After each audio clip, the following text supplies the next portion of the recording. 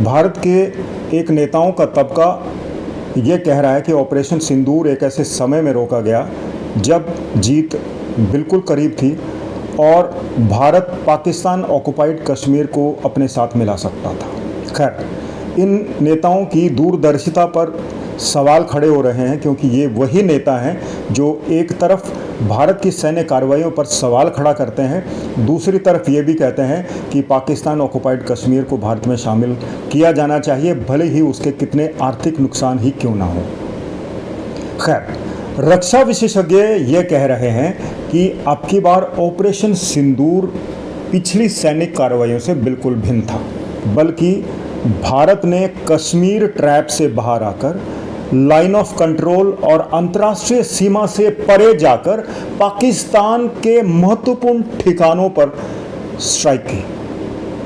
वहाँ पर उसके सैन्य ठिकाने थे, उसके राडार थे, कंट्रोल रूम्स थे और यहाँ तक कि उसके मिसाइल्स जहाँ पर स्टोर थे वहाँ पर भी चोट मारी।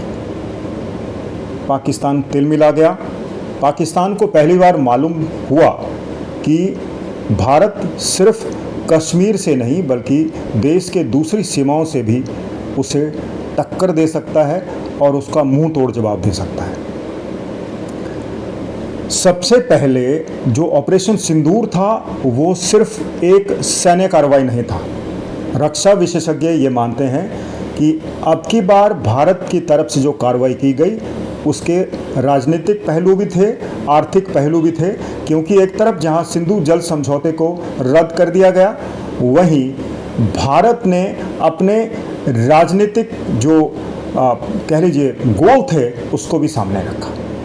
पाकिस्तान को आर्थिक चोट पहुंचाने की भी कोशिश की गई, क्योंकि पाकिस्तान के साथ व्यापार पहले से ही ठप था और जो कुछ भी चल रहा था अब उस पर भी पूर्ण विराम लग गया। तो पाकिस्तान को एक तरफ से तो अपनी ताकत का एहसास करवाया गया, दूसरी तरफ से उसकी आर्थिकी को तोड़ने की कोशिश की गई और तीसरे राजनीतिक जो गोल थे वो भी हासिल किया गया, क्योंकि विश्व को ये संदेश दिया गया कि भारत और पाकिस्तान के बीच में सिर्फ कश्मीर को लेकर ही झगड़ा नहीं है, बल्कि भारत पाकिस्तान की उन हिमाकतों का जवाब भी अब दे रहा था कि किस तरह से भारत की सुरक्षा को, शांति को तबाह करने की पाकिस्तान की तरफ से कोशिशें होती आई है आतंकवादी घटनाओं के जरिए।